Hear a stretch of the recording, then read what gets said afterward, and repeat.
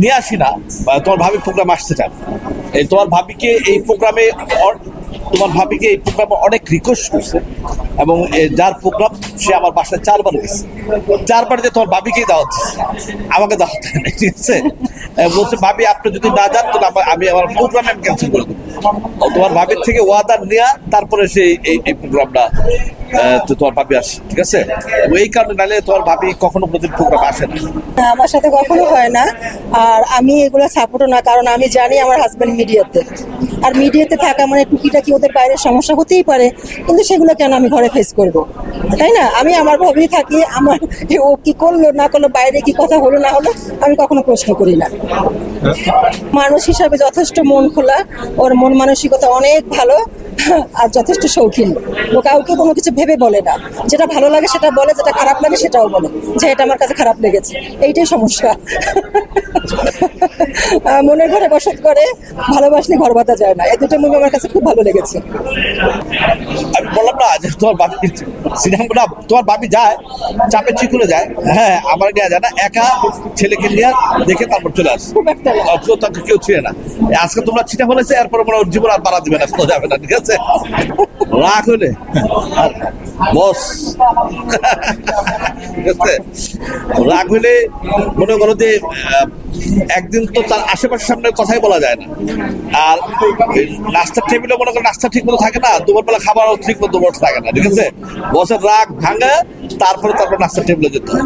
মিসগুলো করা ওদের স্বভাব, এই জন্য আমি কোনো কিছু মনে করি না। আমি আমার হাজবেন্ডকে চিনি, তাই না? আমি আমার হাজবেন্ডকে চিনি, আমার হাজবেন্ড কি ধরনের, ওরা অনেক কথাই বলবে, এগুলো কানে নেওয়া যাবে না। বাবির কাছে যখন তখন আমি আমার ছেলের আশ্রয় নিই, ঠিক আছে, আমার ছেলের আশ্রয় নিয়ে আমার ছেলের দিয়ে ম্যানেজ করে ফেলি। বকাটাতে আমি একটু রাত করে বাসায় ঢুকি, এইটা আমার সবচেয়ে বড় স্বভাব, ঠিক আছে। বাসায় কখনো রাত 1টা 2টা সালের বাসায় ঢুকতে হয় না। আর আমার প্রচুর সার্কেল, প্রচুর ফ্রেন্ড সার্কেল, সবাইকে একটু সময় দিতে হয়।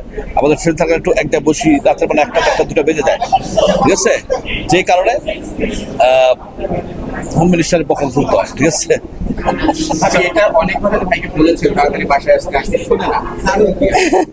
ওই যে ফ্রেন্ডদের পাল্লা যখন পড়ে তখন আর বাসার কথা মনে থাকে না, এটাই কারণ, অন্য কোনো কারণ নেই।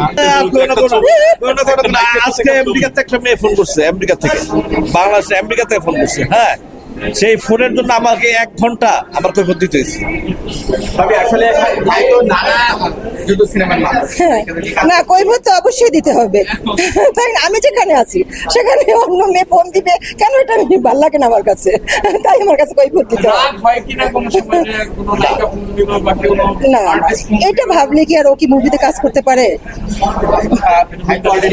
পরিচালক হিসেবে নাম লিখিয়ে ফেলেছেন, তার পরিচালিত যে সিনেমাটা এসেছিল, মুক্তি পেয়েছিল, কেমন পরিচালক হিসেবে কেমন করবে না? হ্যাঁ, পরিচালক হিসেবে কিলিম সিনেমা, সে খুব, আমার অনেক ভালো লেগেছে ছবিটা। আমি কখনো সিনেমা হলে যাই না, আমি সিনেমা হলে ছবি দেখিও না, খুব কম, কিন্তু কিলহিমটা দেখার আমার যথেষ্ট আগ্রহ ছিল, আমার ভালো লেগেছে, আমার আগ্রহ ছিল, আমার ভালো লেগেছে, অনেক ভালো লাগছে। ভাবির দিকে যতদূর দৃষ্টিতে তাকিয়ে থাকে, শুধু ক্যামেরার সামনে তাকিয়ে থাকেন না ক্যামেরার বাইরে? না, তো ভাবির দিকে তো তাকানোর সময় পাই হইবে না, ঠিক আছে। আমি এত ব্যস্ত করে থাকি, বউকে নায়িকার চেয়ে কম সুন্দর নাকি বেটা, ঠিক আছে।